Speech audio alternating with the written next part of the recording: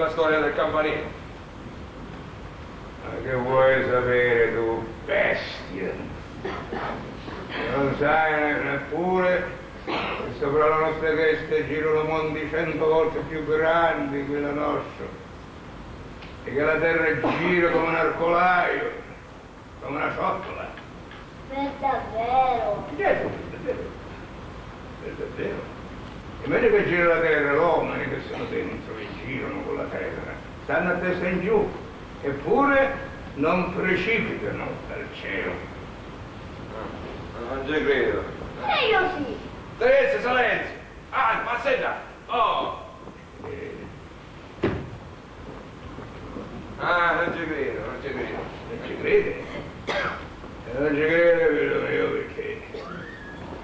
Perché un uomo dovrebbe non sia creta più vigile della creta, che Dio non ha ancora soffiato sopra.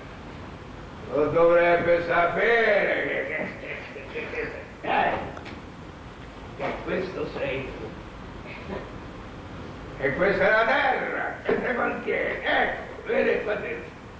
Se solo questo lo tieni fermo, allora tu resti, ma se gira la terra. Così, vedi, così. Non cadi, vedi che non cadi, lo vedi che non cadi, Galileo! Galileo! Mi volete ammazzare? Attento voi. No, non ti voglio ammazzare. Perché quando ti voglio ammazzare, non ti voglio ammazzare perché io sono un uomo, io non sono un filogramma, capisci? E tu stai così come dentro. Io sono un uomo come te, un corpo, c'hai tu un corpo. E pure io ho un'anima che ci ha fatto Dio. Ma tu lo devi dire. Me lo devi dire tu che cosa avete pensato di fare di me. Io sto male.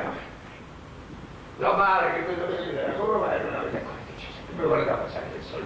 Mi volete scaldare del sole? No, vi dico al massimo qua, ora date aperti. Dovete morire qua. Ad occhi aperti, tanto che cosa volete, che cosa sperate? I denari non ne avrete. Qui, quanto tempo mi potete tenere? A casa non mi volete mandare, allora ammazzami. Ammazzami. E non se ne parla più. Ammazzami.